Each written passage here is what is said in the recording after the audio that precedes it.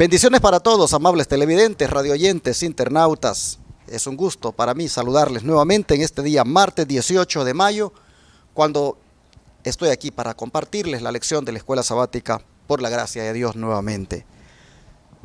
Quiero otra vez hacer la invitación que hice ayer y que he estado haciendo estos días, a que se unan a nosotros en la construcción del Centro de Capacitación en Estilo de Vida La Verdad Presente, el lugar donde daremos atención gratuita a los enfermos con los remedios naturales de Dios. Por supuesto, también les presentaremos a Jesús, porque durante el tiempo que estén ahí, les presentaremos 21 mensajes por la mañana y otros 21 por la noche. Así que imagínese usted cómo saldrán las personas de alimentadas de mensajes de verdad presente cuando se marchen de ese lugar. Queremos dar esto completamente gratis y para esto estamos pidiendo ayuda económica para construir el lugar. Y por lo tanto, usted, amable televidente radio oyente, como nos ha estado ayudando anteriormente, le invitamos a que nos siga ayudando. El número para mandar, para pedir información y mandar donaciones, o cómo mandar donaciones, usted puede marcar el WhatsApp más 1-214-881-4029, es el teléfono de este servidor. Repito, más 1-214-881-4029. Allí les podemos dar información, aparte de que ahí en la pantalla ustedes pueden ver las formas de cómo pueden ayudar para esta obra. Gracias a los que nos sigan apoyando. Hermano Gustavo, ¿cómo está usted esta mañana? Bienvenido aquí a nuestro programa. Así es, muy buenos días. Bueno, bien contento por estar de nuevo aquí en la lección de la Escuela Sabática y es un placer volverlos a ver, a Martín y a usted, y esperemos que con la bendición de Dios alcancemos sabiduría en esta lección. Muy bien, mi hermano Gustavo González, ¿verdad? Amén. Él pues aquí en la iglesia de Houston participa como director del Ministerio de Audio y Video y también apreciamos mucho lo que hace para nuestro Dios. También aquí tenemos a nuestro querido joven Martín Romo, que está también para compartirnos el estudio con ustedes ahora. ¿Cómo estás, Martín? Bienvenido. Amén, bien, estoy bien, pastor. Estoy muy contento de estar aquí compartiendo la palabra de Dios y a ver si podemos oír la voz de Dios en este día. Amén. Pues vamos a orar, hermanos. ¿Qué les parece? Hermano Martín, ¿quieres orar? Padre nuestro que estás en el cielo, santificado y glorificado sea tu nombre, Dios. Padre, te agradecemos por tantas bondades, misericordias, tanto amor, tanta paciencia. Gracias, Padre, porque tú eres bueno con nosotros. Pedimos, Padre, que tu Santo Espíritu esté con nosotros en este momento, que nos des palabras, Padre, para hablar, que le des oídos para escuchar a la gente que va a escuchar esto, Padre, y que todo sea para honra y gloria de tu bendito nombre, y que al abrir tu palabra, Padre, seas tú el que habla a nuestros corazones y a nuestras mentes. Acompáñanos y quédate con nosotros. En el nombre de Jesús te lo pedimos todo. Amén. Habiendo visto el día de ayer la solución que propusieron los apóstoles ante aquel problema que se suscitó en la iglesia en cuanto al tratamiento que se le estaba dando a las viudas y que se despertó la queja, la sospecha de que no se estaba haciendo bien, pues habiendo visto la solución de que pues había que elegir entonces personas que se encargaran de eso y fueron elegidos 7 diáconos, vamos a mirar este día que estas personas se espera que estén a la altura de su vocación. Y bajo ese subtítulo, a la altura de la vocación, el hermano Martín explica las distintas calificaciones de un diácono, un cargo específico que requiere ordenación, y aunque a veces este título se aplica erróneamente al referirse a cualquier ujiero o cuidador de propiedades de la iglesia.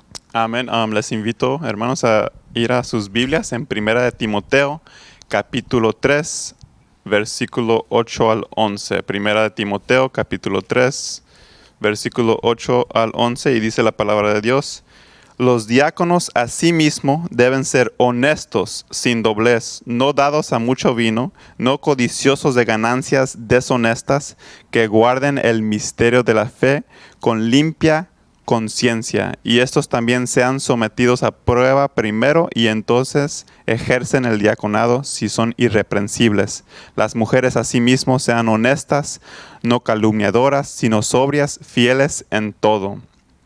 Y me llama mucho la atención porque, como habíamos estudiado en el lunes, también los diáconos tienen aún propósitos que ellos se preocupan de los intereses de la iglesia y también en los intereses económicos. Y aquí me gusta cómo dice que no sean codiciosos de ganancias deshonestas, porque nosotros miramos la responsabilidad. Nosotros en la iglesia miramos cómo el diaconado levanta los diezmos y hace todo eso, pero también más que eso, también son administradores y tienen una influencia en cómo se administra, cómo es usado ese dinero financiero. Y si una persona no es honesta, no tiene un temor de Dios en eso, entonces muy fácil puede ser hallado falto en ese aspecto de su trabajo también. Y nosotros también miramos que no nomás eso, pero también tienen que conocer la fe y tienen que guardar la fe bien con una limpia conciencia. Entonces el diaconado no nomás es como habían hablado los hermanos, no nomás es de hacer quehaceres alrededor de la iglesia, sino es que es un llamado muy elevado para Dios. Los hermanos tienen que ser santos, tienen que ser puros, tienen que ser honestos y tienen que conocer esa palabra y tienen que verdaderamente representar a Dios en sus vidas. Una de las características que me impresionan aquí del diaconado es que diga de que ellos deben ser sin doblez. Este término sin doblez lo que nos dice es que el diácono tiene que ser una persona pues que sostenga la misma palabra que dijo por acá, que la sostenga por allá. Y no ande que por aquí dice una cosa y por allá dice otra. Y en otras palabras, que no sea de doble manera de ser, de conversar, y que también sea sincero, que no sea hipócrita. La hipocresía no es buena en ningún cristiano, y mucho menos en un diácono. Amén. Así que aquí nosotros vemos que el diácono tiene que ser una persona honrada. Interesante que diga que no sea codicioso de ganancias deshonestas. Bueno, es que en aquel tiempo el diácono se encargaba de la administración de las finanzas. Recuerden que ese problema, por eso los eligieron a ellos, para resolver el problema que había de que aparentemente había un descuido en la repartición de las cosas materiales para las viudas de los griegos. Así que de alguna manera ellos ahora manejan recursos y pues tienen que ser personas, dice, no codiciosas de ganancias deshonestas. Es decir, que cuidado con ese dinero, que lo manejen de una manera sabia, de una manera que no tengan que darle cuentas al Señor, porque, pues digamos, se agarraron dinero que no les correspondía. Así vemos que es de elevado el cargo, y esto es hasta bendecido con una imposición de manos que se le hace al diaconado. No se le puede llamar diácono a los que son ujieres o que cuidan de la propiedad de la iglesia, sino a los que se les impone las manos para que hagan este ministerio. Pero tremendo los requisitos que presenta, indicándonos con esto que estas personas tienen que vivir a la altura del llamado que ellos han recibido. Como el don profético, hermano Gustavo, amplía más este punto. Antes de leer el don profético, aclarando ese versículo de lo que mencionaba de la doblez, y acá en esta versión dice sin doblez de lengua, lo que explicaba usted, ¿verdad? Que no ande por aquí y por allá hablando una cosa y luego diciendo otra, o tratando de invertir las cosas. Y el don profético dice de esta manera: el hecho de que estos 7 hermanos diáconos habían sido ordenados para la obra especial de mirar por la necesidad de los pobres, no les impedía enseñar también la fe, sino que por lo contrario tenían plena capacidad para instruir a otros en la verdad, lo cual hicieron con grandísimo fervor y con éxito feliz. A la iglesia primitiva se le había encomendado una obra de crecimiento constante, al establecer centros de luz y bendición donde quiera hubiese almas honestas dispuestas a entregarse al servicio de Cristo. Hechos de los Apóstoles, página 74. Interesante, ¿verdad? Cómo hay la manera de buscar las personas adecuadas y dignas para que tomen ese cargo. Y como menciona aquí, no simplemente nada más enseñar la fe, sino por lo contrario, al comprender bien la verdad, también ese es otro de los pasos que debe ser un diácono, enseñar la verdad. ¿verdad? Para que así la gente pueda comprender y entender cuál es el verdadero camino y cuál es la verdad. Así es, pero ¿qué podemos aprender, hermano Gustavo, de las cualidades que hicieron a Esteban especialmente tan eficaz en su vocación de diácono? Ok, bueno, vamos a Hechos 6, 8, y luego leeremos otra cita bíblica. Vamos a Hechos 6. Hechos 6, versículo 8. Y dice así: y Esteban, lleno de gracia y de poder, hacía grandes prodigios y señales entre el pueblo. Ok, esa es una de las citas bíblicas que tenemos. Vamos a corroborar con otra que se encuentra en 2 de Timoteo 2:15. 2 de Timoteo 2:15. 2 de Timoteo 2:15 nos dice de esta manera: procura con diligencia presentarte a Dios aprobado, como obrero que no tiene de qué avergonzarse, que usa bien la palabra de verdad. Interesante, ¿verdad? Las cualidades que tiene que tener un diácono, ¿verdad? Una de ellas era ¿qué? Estar lleno de ¿qué? De gracia. Y la otra es enseñar siempre con presencia la verdad, ¿verdad? Estar capacitado incluso para mostrar todo lo que el Señor ha dejado en su palabra. Imagínense, llegó Esteban a dar prodigios y señales. ¿Qué no daría yo que el Dios que tenemos me diera esa oportunidad de tener esas cualidades? Imagínense, sería tan importante para mí y creo que para cada uno y para cada persona que nos está viendo a través de las redes. ¿Cómo se destaca Esteban aquí entre los diáconos? Como una persona que está lleno de gracia y de poder y que hace grandes prodigios y señales entre el pueblo.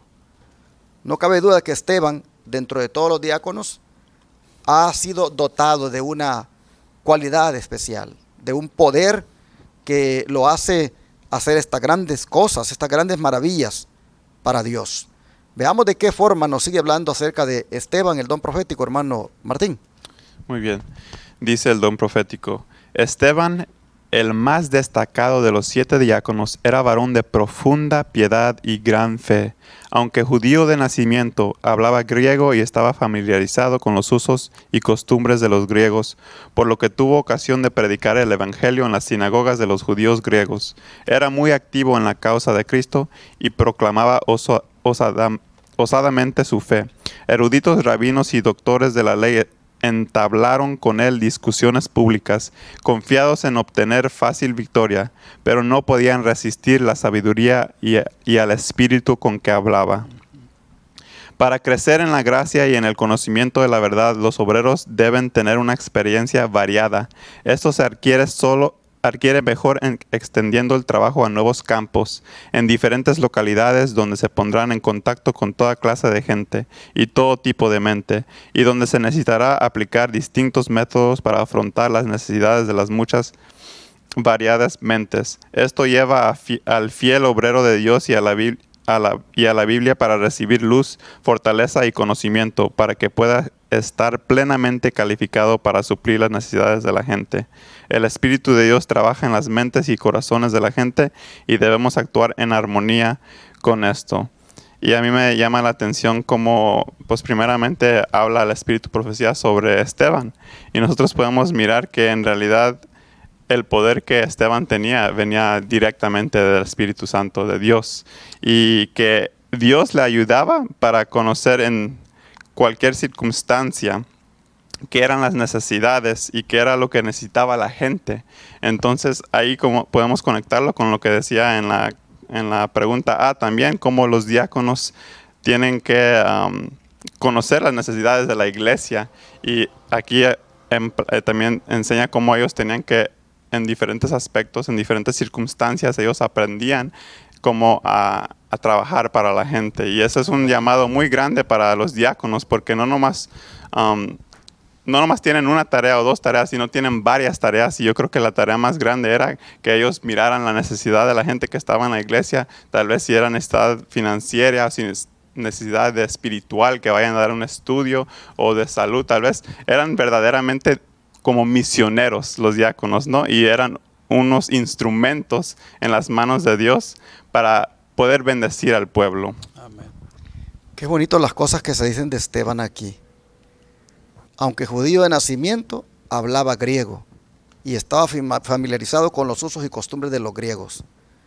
Así que pudo predicar el mensaje en las sinagogas de los judíos griegos y que era muy activo en la causa de Cristo y proclamaba osadamente su fe. Me gusta esto porque pues siempre el diaconado en estos tiempos no se le da su debida promoción como la Escritura lo da. Los diáconos, como dije, no son solamente para repartir algunos materiales en la iglesia o para recoger los diezmos y ofrendas, sino que también son para que prediquen el mensaje y para que osadamente, como Esteban, prediquen en toda oportunidad que se les presente. Así vemos que los diáconos estuvieron a la altura de la vocación para la cual fueron llamados, y nosotros no se puede esperar otra cosa de nosotros. De la misma manera, tenemos que estar a la altura nosotros también de la vocación con la que nosotros hemos sido escogidos. Hemos sido llamados para desempeñar un ministerio, hagámoslo y permanezcamos a la altura de lo que son las normas que Dios ha establecido. Amén. Así, entonces, creo que es un buen momento ahora para pedir a Dios que nos ayude de tal manera que, como cristianos que somos, busquemos también nosotros estar a la altura, tal como los diáconos, en el caso de Esteban, lo hizo. Vamos a orar, ¿qué les parece? Amén. Amén. Buen Dios y Padre, agradecidos estamos contigo por hacernos ver cómo en calidad de líderes debemos estar a la altura del llamado que tú nos has hecho. En la iglesia, Señor, puede ser que estemos sirviendo de diácono, de anciano, de diaconisa o de director de algún ministerio. Y se ve, Padre, por la lección de hoy, de que uno debe de hacer ese servicio, pues a la altura de lo que significa un llamado de Dios, un llamado para servirte. Así que te suplicamos que así lo hagamos, Señor, como lo hizo Esteban, como lo hicieron estos primeros diáconos. Y que también, Padre, no solamente nos dediquemos a una cosa en la iglesia, sino que también hagamos la obra de predicar tal como los diáconos lo hicieron. Te lo pedimos, Padre, que así sea en el nombre de Jesús. Amén. Amén.